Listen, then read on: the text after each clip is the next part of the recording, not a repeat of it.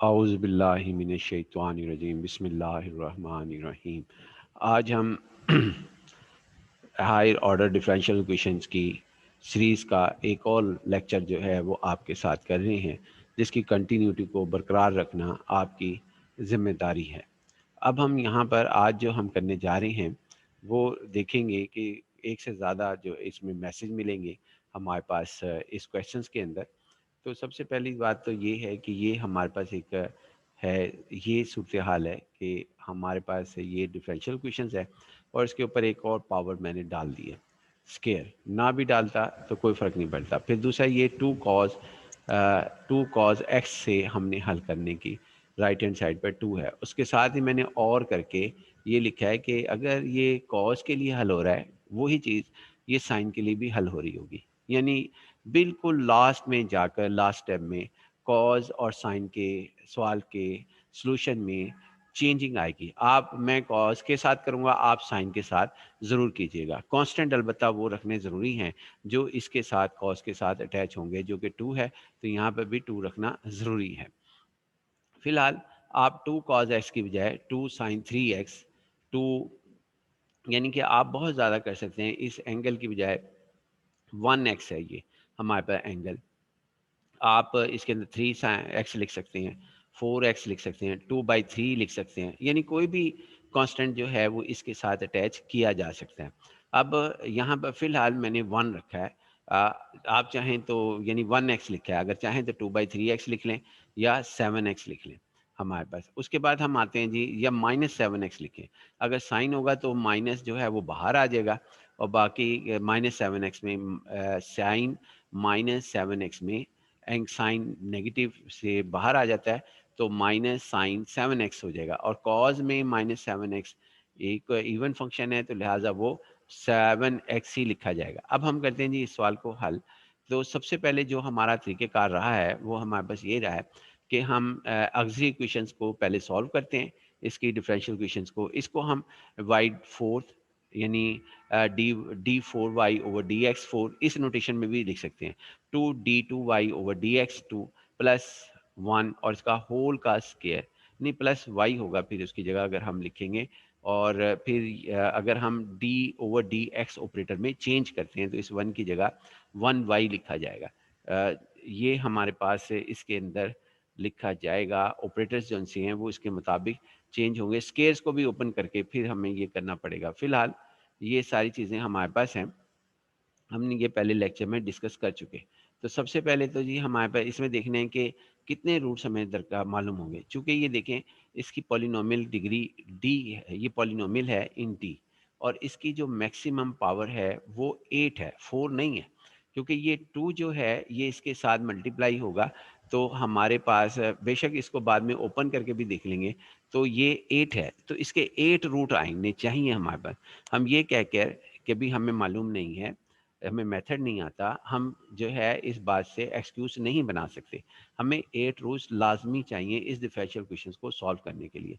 तो देखते हैं जी हम कैसे हल करते हैं। पहले तो मैंने ये किया कि इसके अंदर जो मुझे आसानी हुई, यानी कि हर डिग्री 4 की पॉलिनोमियल इन डी जो है वो आपके पास हल नहीं होती, लेकिन ये बाय चांस मेरे पास चांस है कि मैं इसको हल करने पाया। जितनी हो सकती हैं उनको तो हम हल करेंगे और हम आपके सामने वही सवालात रखते हैं जो हमारे पास क्या कहते हैं यहाँ पर हल हो जाते हैं।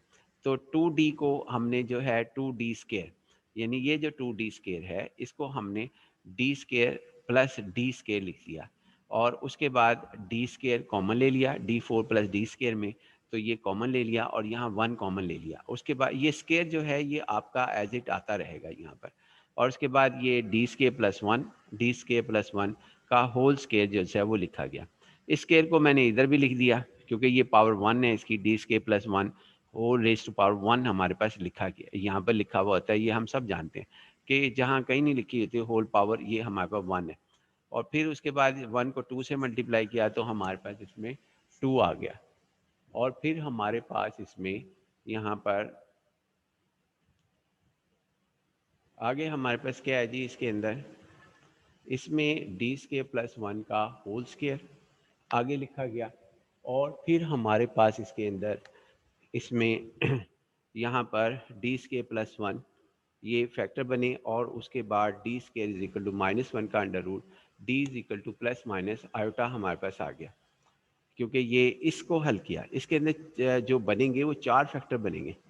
एक ये स्केयर जब आएगा, इस स्केयर को आप कैसे लिख सकते हैं, इस स्केयर को यहाँ भी लिख सकते हैं डी स्केयर प्लस 1 और डी स्केयर प्लस 1 0, और इसको भी यहाँ लिख सकते हैं D square plus 1 into D square plus 1 लिखा जा सकता है। फिर उसके बाद डी स्केयर प्लस 1 और डी स्केयर प्लस 1 0, इन दोनों को हमने इस तरह लिख दिया। फिर इसको ऐसे लिखा, इसको ऐसे लिखा, ये 4 फैक्टर बन गए, 1 2 3 और 4।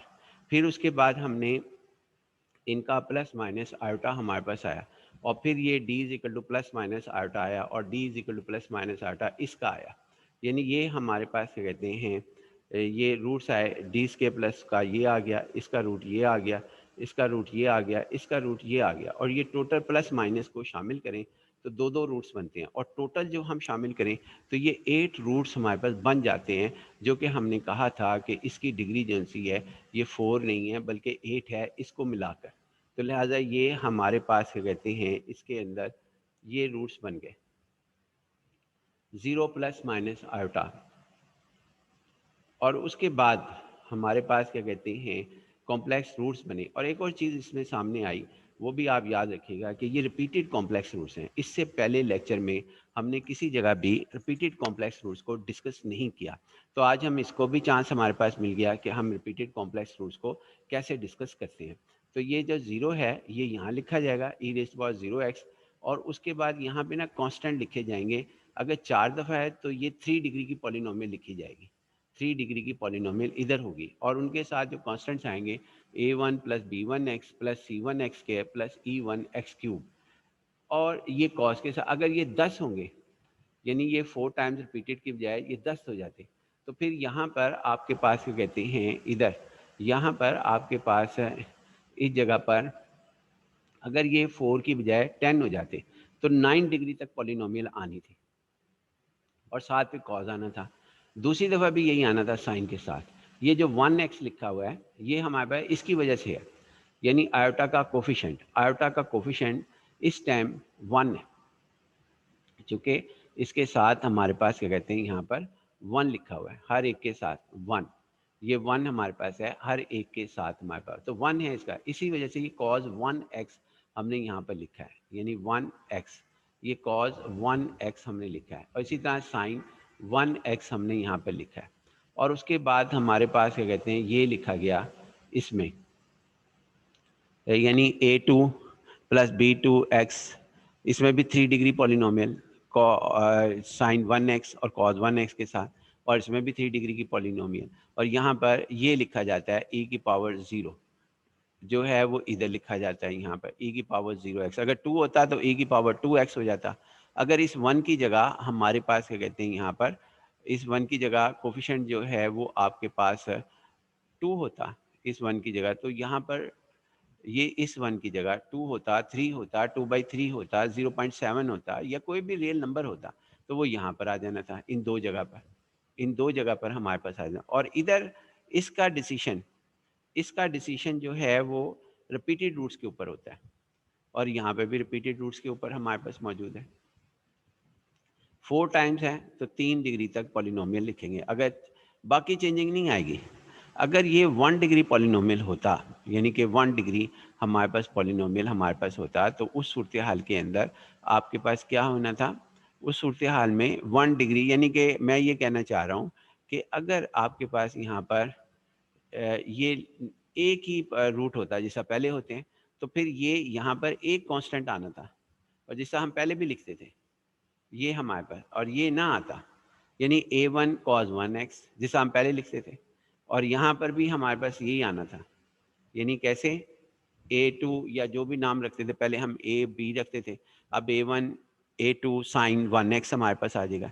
तो लिहाजा जो रिपीटेड रूट्स होते हैं उसका ताल्लुक पॉलिनोमियल की डिग्री के साथ होता है, जो कॉज और साइन के साथ आते हैं, और कॉज के साथ जो एंगल होता है वो आयोटा के कोफिशिएंट के साथ उसका ताल्लुक होता है। जैसा आयोटा का कोफिशिएंट यहाँ पर 1 है, तो कॉज 1x साइन 1x, और 4 टाइम्स रिपीटेड है तो 3 डिग्री पॉलिनोमियल। और उसके अलावा ये जो इसका ताल्लुक है रियल नंबर का, वो ई रेज़ टू पावर 0x हमारे पास मौजूद होता है।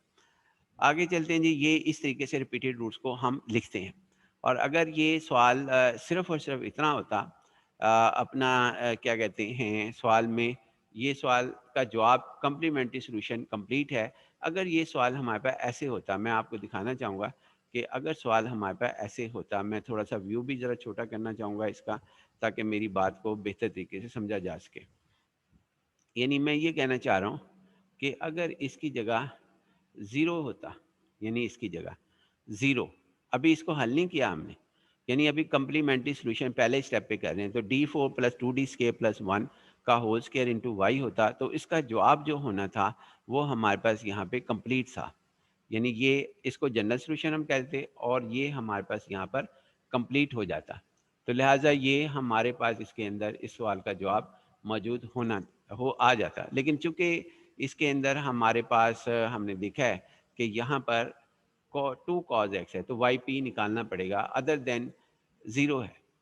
तो लिहाजा ये हम करते हैं। तो सबसे पहले जी हमारे पास इसमें वाई पी लिखने का तरीका जो पहले था वो आज भी है हमारा, कि आप ऑक्सिलरी इक्वेशंस को थोड़ा सा व्यू और बेहतर करते हैं, कि हमारे पास ऑक्सिलरी इक्वेशंस को आप जो है यहाँ पर, जो आपकी ऑक्सिलरी इक्वेशंस है, ये ऑक्सिलरी इक्वेशन आपकी है, इसको 1/d4 वही लिख देते हैं, 1/d4 plus 2d square plus 1 का होल स्क्वायर। और जो राइट हैंड साइड पर आपके पास मौजूद होता है, राइट हैंड साइड के ऊपर जो भी हो, चाहे 10 टर्म्स हो, 100 हो, एक है फिलहाल, एक है 2 cos x, ये हमारे पास लिखा जाए। अगर ये sin x होता तो 2 sin x लिख देते।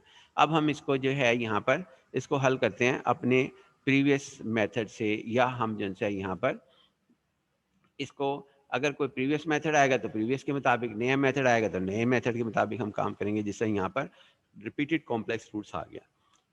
उसके बाद आते हैं जी हम यहाँ पर, इसमें ये देखें एक बात सामने आई कि इससे पहले जो मेथड पढ़े थे उसमें डी स्क्वायर की वैल्यू हम फाइंड आउट करते थे, जो कि इसके ज़रिए मालूम होती थी। एस का कोफिशिएंट जो है वो वहाँ पर आपके पास जो भी होता था, जैसा यहाँ एक्स का कोफिशिएंट 1 है, 1 हमारे पास है, यानी कॉज 1 है, तो 1 आपके पास क्या कहते हैं, हम यहाँ पर ब्रैकेट के अंदर उसका स्केल लेते थे और उसको माइनस से मल्टीप्लाई कर देते थे, यानी ये माइनस से हमने मल्टीप्लाई कर दिया।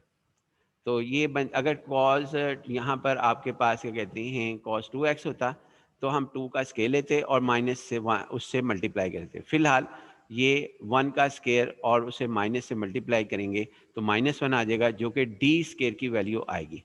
अब हम जिनसे आए इसको कन्वर्ट करेंगे d4 को, और हमारे पास जो भी होंगे, जैसा हमने पहले लेक्चर में किया था, पिछले लेक्चर में d4 को हम इस तरह भी लिख सकते हैं, डी स्केयर, यानी डी स्केयर से higher d3, d4, d5, d6 अगर हमारे पास इधर होंगी, यानी यहाँ पर वैल्यूज़ होंगी, उन सब को हम चेंज कर देंगे, वरना हम चेंज नहीं करेंगे। फिलहाल हमने यहाँ पर इसको चेंज किया और डी स्केयर की वैल्यू जो है वो -1 हमने रखी। अब डी स्केयर की वैल्यू जब हमने -1 रखी, एक इधर आ गई -1, एक आपके पास -1 इधर आ गया, तो ये रिज़ल्ट हमारे पास आया जी। ये रिज़ल्ट हमारे पास आया इसके अंदर, यानी ये रिजल्ट्स आपके पास यहाँ पर आ गया। ये तो एज इट आता रहेगा cos 2x, इसको नहीं कुछ होता, यानी कि ये cos 2x जो है वो एज इट आता रहेगा। अगर cos 2x नहीं 2 cos x और 2 sin x हमारे पास लिखा जाता। अब हम आते हैं जी इसकी दूसरी साइड पर, जब हमने इसे हल किया तो सबको हल करने के बाद ये रिजल्ट आया 2 - 2, जो कि 1/0 आ गया। तो लिहाजा इसका मतलब ये हुआ कि ये आपके पास क्या कहते हैं 1/0 अगर हमारे पास आ जाए, तो हमने वाई पी को कैसे हल करना है, उसका तरीक़ेकार ये होता है कि उसका डेरिवेटिव लिया जाए उस पॉलिनोमियल का जो इसके डिनोमिनेटर में है। इसकी पॉलिनोमियल हमारे पास डिनोमिनेटर में ये है, ये पॉलिनोमियल है जी हमारे पास इसके डिनोमिनेटर में। हमने इसको इस तरह लिखा कि अगर हम गौर कर रहे हैं, चाहें तो इसके तरीके एक से ज़्यादा हो सकते हैं। D square d4 plus 2d square plus 1, ये होल स्केयर है, ये a का स्केयर प्लस b का स्केयर प्लस 2ab। तो ये डी स्केयर प्लस 1 का होल स्केयर हमारे पास है, तो हमने इसको ऐसे लिख दिया। फिर मैंने डेरिवेटिव लेने की कोशिश की, यानी मैंने इस तरह किया, मैं चाहता तो यहाँ इसको ओपन करता, ओपन करके फिर मैं इसका डेरिवेटिव लेता, लेकिन मैंने देखें ये एक नए ज़ाविये से लेने की कोशिश कर रहा हूँ। आप इस तरह भी देख सकते हैं। तो यहाँ 4 आ गया जी, ये इसका स्केयर आ गया, D 4 plus 2 D square plus 1 का डी स्केयर प्लस 1 का स्केयर, और ये 2 जो सी एज इट आ गई। जब इसे हल किया तो डी स्केयर प्लस 1 का रेस्ट पावर 4 आ गई। तो लिहाजा अब मैं डेरिवेटिव लेने जा रहा हूँ, क्योंकि यहाँ पे मुझे साफ तौर पे नज़र आ रहा है कि डी स्केयर माइनस 1 जब हम इसमें पुट करते हैं, डी स्केयर माइनस 1, तो जवाब जो है वो 0 हो जाता है। मैंने इस तरह भी चेक किया और मैं ऐसे भी चेक कर सकता हूँ। ये हमारे पास क्या कहते हैं, इसको हम वक़्त से पहले भी पहचान सकते हैं कि ये 0 होने जा रहा है डिनोमिनेटर। इसकी ज़रूरत भी नहीं, हम यानी डायरेक्ट ही कर सकते हैं। वो कैसे, मैं हिंट दे देता हूँ, आपको गौर कीजिएगा कि वहाँ पर क्या सूरत हाल है। क्योंकि अगर आपके पास प्लस माइनस आयोटा है, तो डी स्क्वायर आपके पास क्या कहते हैं यहाँ पर, वो यहाँ से हासिल हो रहा है। ये भी प्लस माइनस आयोटा है, ये 1 है ना कोफिशिएंट, 1 को मल्टीप्लाई कर दो आयोटा के साथ, तो प्लस माइनस आयोटा इसका रूट बनेगा हमारे पास। फिलहाल मुझे लगता है कि मैं अपनी बात को बेहतर तरीके से आपको ना समझा पाऊँ, तो लिहाजा इसको ऐसे छोड़ दें। अगली बात पे गौर ज़रूर कीजिएगा कि भी ये सवाल को हम कैसे कर सकते हैं। आगे जी हमारे पास इससे आता है कि हम इसका डेरिवेटिव लेते हैं जी। D4 हमारे पास है डी स्केयर, अब इसका डेरिवेटिव लिया जी हमने, क्योंकि ये 0 हो गया था, d square is equal to -1 रखने से, तो इसका डेरिवेटिव 4, और ये हमारे पास, और इसकी पावर जो सी है एक कम हो जाएगी हमारे पास, और एक 4 इधर आ जाएगा, और फिर हमने डी स्केयर का डेरिवेटिव जो है वो आगे आ गया, जो कि 2d आया। इसको सिंप्लीफाई किया तो हमारे पास 4 और 2 को, तो ये सूरत हाल आ गई। ये 2 cos x एज इट आ ही जा रहा है आपके पास, 2 cos x यहाँ पर भी है, 2 cos x इधर भी है, ये आता ही रहेगा। इसलिए मैं ये कह रहा था कि 2 cos x जो है, अगर आखिर में जाके अपना रोल अदा करेगा, वो रोल हम बाद में देख भी लेंगे। और इसीलिए मैंने कहा था कि 2 sin x भी अगर हो, तो उसका सवाल भी हमारे पास हल हो रहा होगा, क्योंकि वहाँ पे 2 sin x साथ साथ आता रहेगा। फिलहाल ये हमारे पास आ गया। अब इसके बाद हमने दोबारा d square is equal to -1 जो है वो पुट किया यहाँ पर, तो ये देख लें, d square is equal to -1 put करेंगे, ये अगेन 0, ये 0 है। फिर दोबारा, इसका मतलब है फिर इस पर जो एफ ऑफ डी है इसका डेरिवेटिव लेंगे, जैसा हमने पहले भी कहा था कि अगर 1/0 की फॉर्म हासिल हो जाए, तो हम इस चीज़ का, इस जो हमारे पास ये फंक्शन है यहाँ पर, इसका डेरिवेटिव लेते हैं। अगेन डेरिवेटिव में हमारे पास यहाँ पर आपके पास क्या कहते हैं, प्रोडक्ट रूल अप्लाई होगा। ये प्रोडक्ट रूल अप्लाई होगा जी, 8d का 8 आ जाएगा, और डी स्केयर प्लस 1, यानी प्रोडक्ट रूल यू हमारे पास, मैंने 8d को माना, और v जो है डी स्केयर प्लस 1 का क्यूब माना। उसके बाद इसको हल कर लें, d का derivative 1 with respect to d, हम d/d इसका ले रहे हैं डेरिवेटिव, डी स्केयर प्लस 1 का क्यूब, और प्लस 8d एज इट आ गया, यानी u एज इट, और v डैश, तो 3 ये आ गया इसकी पावर, यानी कि हमारे पास इसके अंदर ये बन गया हमारे पास। अब इसका डेरिवेटिव लेंगे, तो वो डेरिवेटिव हमारे पास इसका ये आया जी। इसको अब हमने सिंप्लीफाई किया, तो दोबारा आपके पास जो रिज़ल्ट आया, जो हमने सिंप्लीफाई किया, और ये मैंने पहले ही रिज़ल्ट लिख दिया कि इसमें दोबारा डी स्केयर -1 पुट करने पर, जो हमने पहले हासिल किया था, पहले स्टेप पर हासिल करते हुए लेकर आए थे, या इसकी वजह से दोबारा कर लें, वही बात एक है कि एक्स का कोफिशिएंट यहाँ पे 1 है, और डी 1 का स्केल लेंगे, उसे -1 से मल्टीप्लाई करेंगे। ये भी हमारे पास रिजल्ट्स हैं। और फिलहाल ये डी स्केयर -1 मैंने कैसे कहा कि ये हमारे पास 0 है, इसकी वजह ये है कि ये देखें यहाँ पर, अब यहाँ -1 रखेंगे 0 होगा, जब हम यहाँ पे 0 रखेंगे, -1 रखेंगे डी स्केयर की वैल्यू, तो 8 को 0 से मल्टीप्लाई करें, और 0 का क्यूब 0 होगा, तो 0 ही रह जाएगा। अब जब हम ये वाला फैक्टर 0 हो रहा है हमारे पास, जब हम d square is equal to -1 रखते हैं, तो ये भी हमारे पास 0 हो जाएगा। लिहाजा इसका डेरिवेटिव हमें सारे का यहाँ पर लेना पड़ेगा, जो डिनोमिनेटर में एफ ऑफ डी है, इसको हम एफ ऑफ डी कहते हैं। तो दोबारा डेरिवेटिव लेते हैं जी हमारे पास यहाँ पर। पहले मैंने इसको सिंप्लीफाई कर लिया, सिंप्लीफाई में आपके सामने है कि ये आ गया 8 इंटू डी स्केयर प्लस 1 का क्यूब, यहाँ तक, यहाँ से यहाँ तक। फिर हमने इसके ये अप्लाई, इसको जो है यहाँ से यहाँ से यहाँ तक जो है वो हमारे पास ये आ गया, यानी 6 मल्टीप्लाई 8 48 डी स्केयर। आप चेक कर लें, डी स्केयर प्लस 1 का होल स्केयर।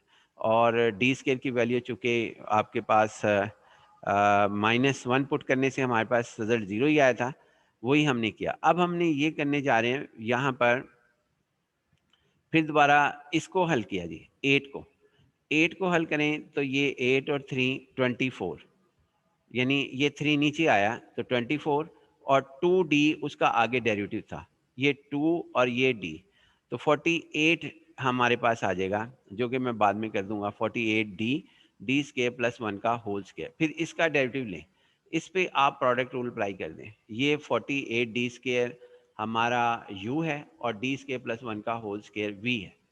तो ये हमारे पास इस तरह है, 48 मल्टीप्लाई 2d हमारे पास इसके अंदर आएगा, और 2d आ गया, डी स्केयर का डेरिवेटिव हमारे पास इसमें, और उसके बाद फिर इसका डेरिवेटिव होगा 2, हमारे ये आगे लिखा है हमने, क्योंकि यू वी की फॉर्म लगा रहे हैं। तो अब हमारे पास ये वी डैश है यहाँ से लेके यहाँ तक, 2d D square plus 1, D square plus 1 का स्केयर का डेरिवेटिव ये बन गया।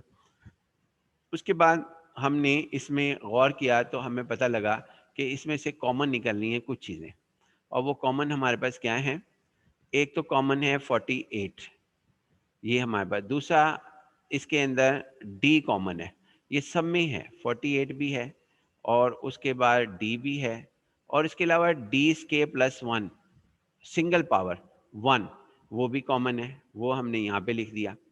तो उसके बाद यही चीज़ हमने यहाँ पे कॉमन ले ली सब में, और इसमें भी डी स्केयर प्लस 1 कॉमन है, 1 पावर सब में। तो जब हमने कॉमन लिया तो डी स्केयर प्लस 1 48 इंटू, तो ये हमारे पास सूरत हाल रह गई इसके अंदर। इसमें रह गया डी, हमारे पास जो रह गई सूरत हाल वो इसमें से आपके पास क्या कहते हैं, इसमें से 48 निकाल लें। 48 डी जो है वो मेरे ख्याल में मैंने नहीं लिया, लेना चाहिए था, चलें कोई बात नहीं। यहाँ पे डी और 48 लिया, 48 डी स्केयर प्लस 1, क्योंकि 48 डी निकलता था कॉमन। चलें आप कर लीजिएगा, कोई फ़र्क नहीं पड़ेगा इस बात से। ये इसमें से ये रह गया, जब हमने इसको कॉमन लिया 48 ये रह गया। उसके बाद फिर हमने इसमें से कॉमन लिया 48, ये हमने जो है वो कॉमन लिया हम इधर। तो देखें आपके पास क्या बनता है जब कॉमन हम ले लेते हैं इसको। ये देखें जी, ये कॉमन लेने के बाद इसमें 48 भी कॉमन आ गया, और फिर उसके बाद ये आ गया कॉमन। ये सूरत हाल बनी जब 48 डी स्केयर जो है वो 48 इंटू डी स्केयर प्लस 1, यानी ये चीज़ कॉमन ली, तो ये सूरत हाल बनी। इसी तरह फिर हमने यहाँ से कॉमन लिया डी स्केयर प्लस 1 और 2d क्यूब बन गया। बेहतर था कि हम डी को कॉमन ले लेते। ये देखिए सब जगह डी यहाँ दोबारा विजिबल हो गया। उसके बाद फिर हमने इसको सिंपलीफाई किया, इसकी ब्रैकेट्स को हमने जो है वो ओपन किया यहाँ पे, तो डी क्यूब प्लस डी आ गया। इसको जब हमने किया तो 2d क्यूब प्लस 2d आ गया, और ये 2d क्यूब था। उसके बाद हमने डी क्यूब की टर्म्स को अलग-अलग कर दिया, ये चीज़ वैसी साथ आती रही, और ये हमारे पास आ गया 2d cube 3d cube plus, नहीं sorry, 2d cube plus 2d cube plus d cube 5d cube plus 3d, ये हमारे पास आ गया जी। इसको सिंप्लीफाई हमने कर लिया, क्यों किया, ताकि प्रोडक्ट रूल से बच सकें, यानी प्रोडक्ट रूल से हम बच सकें। असल मकसद हमारा ये था और कुछ नहीं था कि सिंप्लीफिकेशन, लेकिन मुझे लगता है प्रोडक्ट रूल फिर हमें आ जाएगा। तो कोई बात नहीं, अगर आ गया तो आ गया, फिर आ गया, ये रिजल्ट आया जी हमारे पास। उसके बाद फिर दोबारा हमने डी स्केयर को -1 पुट किया, क्योंकि ये एक्स का कोफिशिएंट 1 है, तो 1 का स्केयर और -1 से इसे मल्टीप्लाई किया। वही जो पहले स्टेप से आ रहे हैं, डी स्केयर इक्वल टू -1, तरीक़ेकार डी स्केयर की वैल्यू निकालने का यही रहेगा। अब यहाँ रखेंगे तो 0 हो जाएगा, इसको करने की ज़रूरत ही नहीं। इसको अगर हम करते तो डी स्केयर इंटू डी करते, फिलहाल यही 0 हो गया फैक्टर। अब 0 48 मल्टीप्लाई 0, जब डी स्केयर -1 रखा तो ये 0 हो गया, तो ये भी 0 हो, सारा 0 हो जाएगा, लिहाजा इसका फिर डेरिवेटिव। जब तक 0 आपके पास आता रहेगा डिनोमिनेटर, डी स्केयर की वैल्यू -1 रख के, या जो भी वैल्यू हमारे पास होती हमारे सवाल के मुताबिक, तो हम इसको डी की वैल्यू उसका डेरिवेटिव लेते रहेंगे। अब फिर दोबारा डेरिवेटिव जी, 48 आगे इसका 2d बन गया, D square plus 1, product rule apply किया, उसके बाद 5d cube plus 3d as it आ गया, और फिर प्लस 48 डी स्केयर प्लस 1 आ गया, 5d क्यूब प्लस 3d का डेरिवेटिव 15d स्केयर प्लस 3 आ गया। इसको मज़ीद सिंप्लीफाई किया जी हमने, 48 को मैंने कॉमन ले लिया, इधर से भी 48 है, इधर भी 48 है, तो दोनों कॉमन ले लिया और इसकी ब्रैकेट्स को ओपन किया, तो 2d को 5d से मल्टीप्लाई किया, 10d4 2d प्लस 6d आ गया, स्केयर आ गया, उसके बाद 40 आगे d स्केयर, क्योंकि 48 तो कॉमन आ गया था, आपके पास d स्केयर को मल्टीप्लाई किया तो 15d4 आ गया, प्लस आगे हमारे पास 3d स्केयर आ गया, उसके बाद 1 को मल्टीप्लाई किया इस ब्रैकेट के साथ, इस ब्रैकेट के साथ, तो 15d स्केयर प्लस 3 आ गया। इसको सिंप्लीफाई किया हमने d4 की टर्म्स को, और 10 प्लस 15 25 आ गया, प्लस 6 प्लस 3 9 और प्लस 15 24d स्केयर आ गया, कांस्टेंट एक ही था, प्लस 3 ये आ गया। अब फिर दोबारा d square is equal to -1 रखा, तो जवाब जो था वो नॉन जीरो हो गया, f of zero non zero आप चेक कर सकते हैं, यानी d square is equal to -1। अब हमने डी स्केयर इस पॉलिनोमियल के अंदर रखते हैं, यहाँ पे नेक्स्ट स्टेप के अंदर हम यहाँ पे इसको रखेंगे, तो हमारे पास इसका जवाब अगर नॉन जीरो ना आता तो फिर दोबारा हम इसका डेरिवेटिव लेते, और उस वक्त तक डेरिवेटिव ले लेते जब तक के नॉन जीरो नहीं आता, और ये कह देना कि आपके पास ये हमारे पास क्या कहते हैं हर टाइम ही जीरो आएगा, तो ऐसा नहीं होगा, क्योंकि आप कोई भी पॉलिनोमियल ले लें, उसका डेरिवेटिव एक नॉन जीरो कांस्टेंट के ऊपर ख़त्म हो सकता है, बशर्ते कि आप उसको ज़ीरो होने से पहले वाले डेरिवेटिव को चेक करें। मिसाल के तौर पर मैं कहना चाहता हूँ कि आप एक्स स्क्वायर का डेरिवेटिव लें, पहला डेरिवेटिव 2x, दूसरा डेरिवेटिव 2, बस यही रोक देना है, तो इसके जहाँ पे वहीं पे हमने सवाल को रोक देना, आगे नहीं लेना। एक्स स्क्वायर का पहला डेरिवेटिव 2x, दूसरा डेरिवेटिव 2, वहीं पे रोक देना है। इसी तरह यहाँ पे करेंगे हम, जीरो तो होना ही नहीं जब डेरिवेटिव लेंगे हम। फिलहाल ये नॉन जीरो हमारे पास आंसर आ गया, हमारे पास इसके अंदर नॉन जीरो, हमारे पास इसके अंदर आंसर आ गया जी। अब हम ये करते हैं कि इसमें आपके साथ इसकी वैल्यू को जब हमने हल किया, d square is equal to माई, और d4 को हम ऐसे लिख सकते हैं, d4 डी स्केयर का स्केयर -1 प्लस 1 हम ऐसे लिख सकते हैं, तो लिहाजा ये और ये हमने इधर कर दिया, d4 का आंसर +1 था, +1 लिख दिया, डी स्केयर का आंसर जो सा था d4 का आंसर +1, ये इसकी रीज़न भी लिखी हमने, और डी स्केयर का आंसर ये है -1, तो -1 लिखा, +3, और इसको हल किया तो हमारे पास 48 इधर आ गया, 2 cos x आ गया, और इस सारे का जवाब जो है वो 25 माइनस 24 1 प्लस 3 4 आ गया। उसके बाद 2 cos x 1/96 cos x आ गया, और आपका कंप्लीमेंट्री सॉल्यूशन जो है वो हमारे पास ये बनेगा yc प्लस yp। तो yc हमने लिखा, आप देख सकते हैं वहाँ पर जाकर कि yc क्या आया था हमारा, मैं इसको रिवर्स करके, और उसके बाद yp जो है आपके पास ये आया 1/96 cos x, और अगर ये साइन होता, यानी कि साइन का जवाब भी यही आना था, क्योंकि ना इसके अंदर 2 cos x की बजाय शुरू में सवाल के अंदर अगर आपके पास यहाँ पर, क्योंकि cos x ने के किसी के ऊपर ऑपरेट ही नहीं हुआ, इसका एंगल ही सिर्फ चलता रहा, आप देखिए ना वहाँ पर एंगल ही ने सिर्फ रोल अदा किया है, बाकी तो यानी d square is equal to -1 ने रोल अदा किया है। ये देखें, ये हमारे पास यानी ये 2 cos x है, अगर इसकी जगह आपके पास यहाँ पर 2 sin x भी लिख दिया जाता, तो मेरे ख्याल के अंदर जवाब में सवाई रिप्लेसमेंट होनी थी cos x की जगह sin x, क्योंकि इसके ऊपर ऑपरेटर ही नहीं कोई आया, सवाई इसके कि ये x का जो एंगल था वो 1 था, और 1 एंगल होने की वजह से 1 का स्केयर -1 से मल्टीप्लाई करके डी स्केयर की वैल्यू मालूम की, जो कि इसके अंदर भी यही होना था, इसमें डी स्केयर की वैल्यू भी -1 आनी थी, इसमें कॉज में भी यही आनी थी, साइन में भी डी स्केयर -1 की वैल्यू यही आनी थी। तो क्या फ़र्क पड़ा जी हमारे पास, कहीं पे भी डी नहीं आया इसके ऊपर, जिस तरह आप पिछले सवालों में देखें तो वहाँ पर हमारे पास डी कॉज या साइन के ऊपर ऑपरेट होते हैं, यानी यहाँ पे कोई भी नहीं आया, रैशनलाइजेशन नहीं ना आई असल में, रैशनलाइजेशन आ जाती तो ऑपरेट जो है वो हो जाता। फिलहाल ये हमारे पास जवाब आया, वाई सी हमने लिखा आपके साथ, वाई सी हमने जिनसे है वो लिखा, और वाई सी हमारे पास ये वाई सी वन के अंदर लिखा हुआ है, हमारे पास वाई सी वन में हमारे पास मौजूद है। ये वाई सी हमने उधर लिखा, और उसके बाद क्या कहते हैं हम वाई पी जो है वहाँ मालूम कर लिया था, जो कि 1196 आया। और अगर साइन का साथ सवाल होता तो 1196 आपके पास क्या कहते हैं साइन एक्स हो जाता इस सवाल के अंदर, और कुछ भी नहीं होना था क्योंकि रैशनलाइजेशन नहीं हुई, टू कॉज एक्स एज इट चलता रहा। फिलहाल ये आगे हम चलते हैं जी। अब इसी के अंदर मैंने ये बताने की कोशिश की है कि आपका अल्टरनेट मेथड भी मौजूद था। कैसे? मसलन हम इसको ना स्केयर को ओपन कर सकते हैं।